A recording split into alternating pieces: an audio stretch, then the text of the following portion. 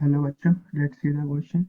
The pressure and density of a diatomic gas and the gamma is given 7 by 5 changes adiabatically from PD to P dash D dash. If D dash upon D is equal to 32, then we have to find the value of P dash upon P.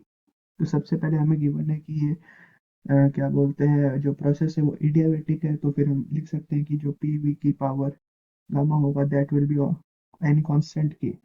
तो इससे हम लिख सकते हैं कि P1 V1 gamma equals to P2 V2 gamma.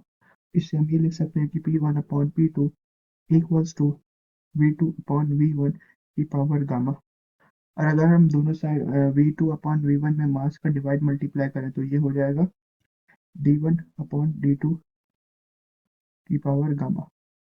अब हमें यहाँ पे गामा की वैल्यू पता है, P1 और P2 कैलकुलेट करना है और हमें D1 अपॉन D2 की वैल्यू पता है। तो अब हम इजीली इसको कैलकुलेट कर सकते हैं। So P1 upon P2 equals to D1 upon D2 की वैल्यू क्या है 32 and gamma what is gamma 7 by 5। तो अगर हम इसको कैलकुलेट करते हैं तो that is coming out to 2 की पावर 5। 32 को हम लिख सकते हैं into 7 by 5 that is equal to 2 by 7 and you know what 27 is it is equal to 128।